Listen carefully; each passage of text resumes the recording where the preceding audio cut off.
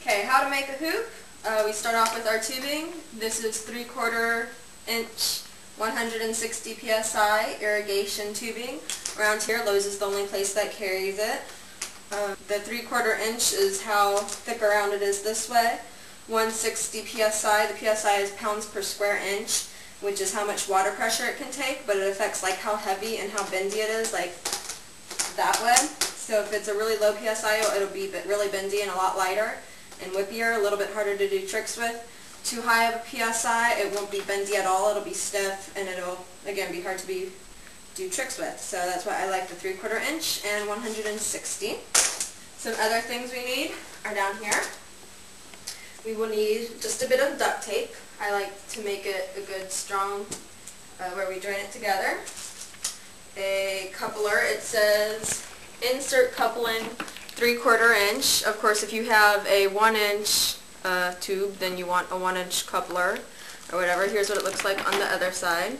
These are again at Lowe's, and they're wherever the tubing is, these are going to be nearby. A saw. If you are handy with tools, you can use a bandsaw. I have a tendency to get it off track. A metal file that we will be using to file down where we melt it a bit.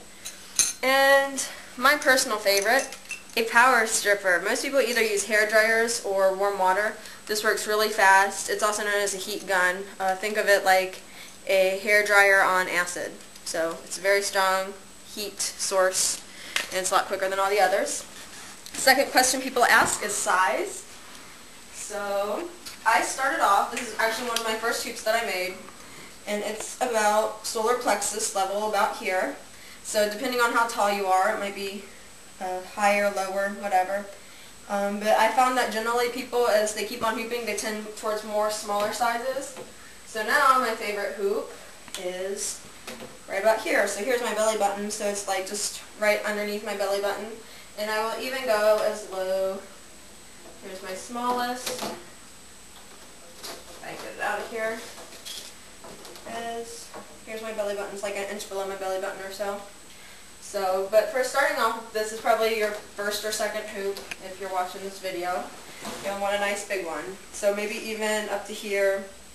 But the higher you get, you won't be able to do vertical moves. But it'll be nice and slow, easy to hoop with for starting out with. So once you figure out your size, you can do it either two ways. You can do the whole geometry thing, if you like geometry, which I don't. Or you can do the nice way of just sort of holding it up. I put it on the ground, make a little circle here, and I step on it. I'm going to make a big one this time, because I sell them to my students, and right now I have too many small ones. So I'm going to make one that's a little bit bigger, so that new people can get a hoop that they like too. So here's good. Then I look down, I mark it, grab the saw. Doesn't really matter what type of saw. And I put a little mark there so I can see it. Everybody who doesn't know, this is my wonderful puppy Gryffindor. Gryffindor, smile for the camera. He's very handsome. He's an Australian lab mixed with a chocolate shepherd. And he likes to have his ears rubbed. So, back to hooping. We have the little mark. I'm just going to saw there. Woohoo! This is such an exciting video. You know you want to watch it again and again. Fun for the whole family. Hours and hours of amusement. Something to think about while you're sawing is that as you go deeper, if you bend it this way, it's going to like trap the blade inside. So as you go deeper, you want to open it up, so that you're not squeezing on the blade.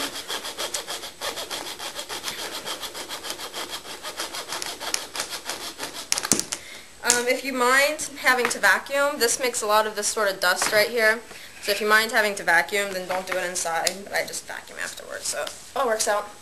And if you note where I'm sitting, it is in front of the beautiful TV. Why? Because taping a hoop, if I do like a really complex design, can still take me up to 4 hours from start to finish. So you want a repeat of something you've already seen, and hopefully dialogue driven. So I like Gilmore Girls. Repeats of Gilmore Girls work great because you don't have to pay attention too much. And, you know, you can sit there, listen, you don't get too bored. So now I've got my nice hoop cut out. I generally like to hold it up again and make sure that it's where I want it. So it's about there, and that's good. Nice high one for a new person to hoop with. So I plugged in the power stripper. I think they're generally used for taking off wallpaper. Maybe, I don't know. I'm not that handy. And I'm opening up the connector. Have it ready. Some people cut off the ends of their connectors for making small hoops, but I don't. So I've never needed to. And I turn on the power stripper on high. I go around the edges a bit.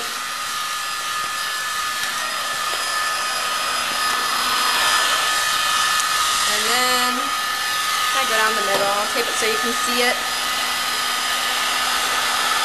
You can see it's melting a bit, but that's okay. We don't want those fringes there anyway.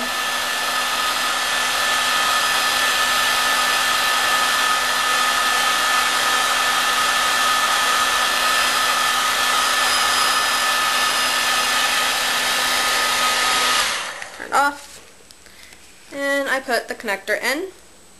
Don't wait too long to do this or it'll be uncool. And I like to do the first one by just pushing down against the floor so I don't have to strain any muscles. Just gotta pull on it. And there you go. That's actually a little bit more than halfway, but it doesn't matter. And then we do the other side in the same manner as the first. So now we've heated up the other side.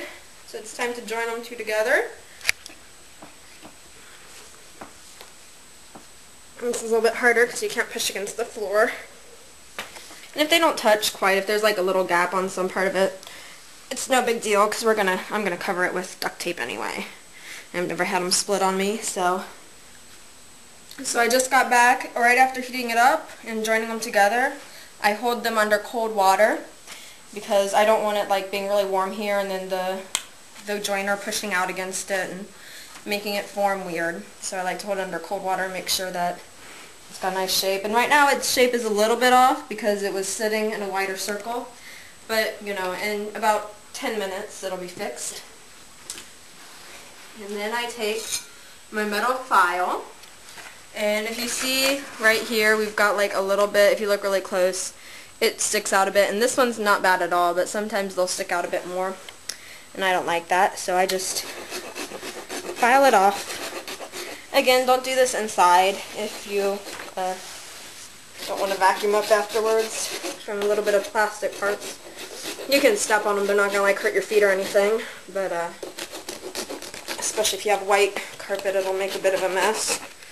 And I also sand it down because in case they don't line up exactly, I want them to make a nice circle. And now that I filed it, and the other reason for that is because I'm about to put duct tape on it, and if it has any ridges sticking up, the duct tape won't lay flat and it'll look really bad underneath the tape. So I just take some regular old duct tape and I just lay it flat around here. And always, whenever we lay, I run a finger over things, and that keeps it from getting nasty little bumps and stuff.